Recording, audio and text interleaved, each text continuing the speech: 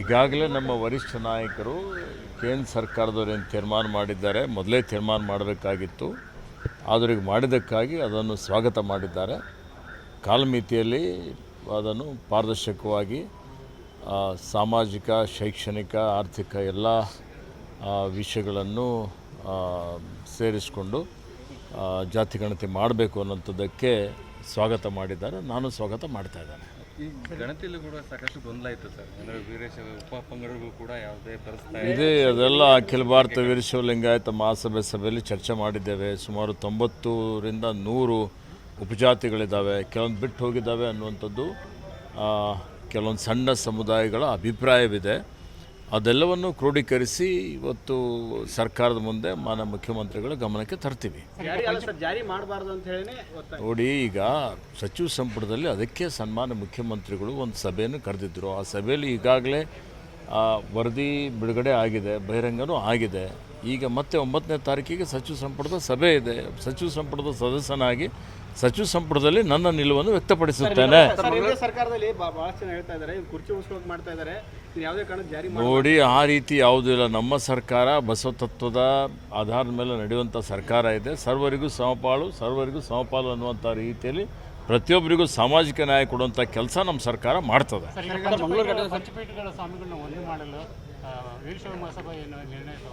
ನೋಡಿ, ಮಾನ್ಯ ಅಧ್ಯಕ್ಷರಾದಂಥ ನಮ್ಮೆಲ್ಲರ ನೆಚ್ಚಿನ ನಾಯಕರಾದಂಥ ಮಾನ್ಯ ಶಿವಶಂಕರಪ್ಪ ಸಾಹೇಬರು ಏನು ಎಲ್ಲ ಮಠಾಧೀಶರಿಗೂ ಒಗ್ಗೂಡಿಸಿ, ಎಲ್ಲ ಒಳಪಂಗಡಿಗಳಿಗೂ ಒಗ್ಗೂಡಿಸಿ ಸಮಾಜ ಒಗ್ಗೂಡಿದ್ರೆ ಇವತ್ತು ಅದರಿಂದ ಎಲ್ಲರಿಗೂ ಲಾಭ ಆಗ್ತದೆ.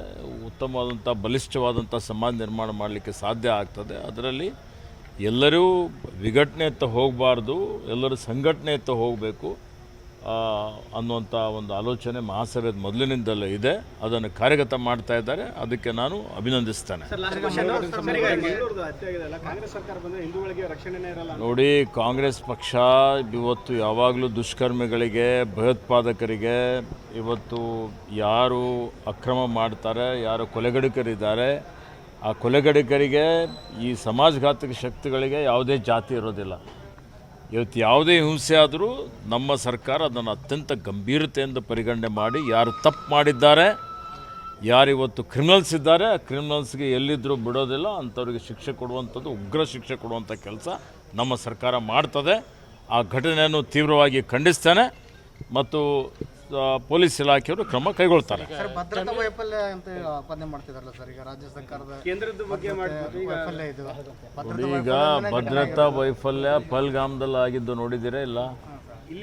ಹಿಂದೆ ಇವತ್ತಿನ ದಿವಸ ಕಂದಹಾರದಲ್ಲಿ ಯಾವ ರೀತಿಯಲ್ಲಿ ಏರೋಪ್ಲೇನೇ ಅಪಹರಣ ಮಾಡಿದ್ದಂಥದ್ದು ನೋಡಿದ್ದೀರಿ, ಹೈಜಾಕ್ ಮಾಡಿದ್ದಂಥದ್ದು.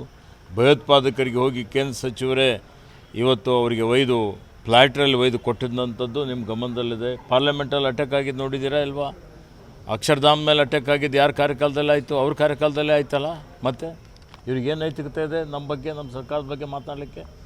ಇವ್ರು ಹೇಳಿ ನಮಗೆ ಇವತ್ತು ಇನ್ನೂ ಅದಕ್ಕೆ ಒಳ್ಳೆ ರೀತಿಯಿಂದ ಉತ್ತಮವಾಗಿ ಆಡಳಿತ ಕೊಡಲಿಕ್ಕೆ, ಭದ್ರತೆ ಹೆಚ್ಚಿಸಲಿಕ್ಕೆ, ಬೇಹುಗಾರಿಕೆಗೆ ಇನ್ನೂ ಹೆಚ್ಚಿನ ರೀತಿಯಲ್ಲಿ ನಾವು ಕ್ರಮ ಕೈಗೊಳ್ಳಲಿಕ್ಕೆ ಏನು ಮಾಡಬೇಕಾಗಿದೆ ಅಂತ ಸಲಹೆ ಕೊಡಲಿ ಅವರು.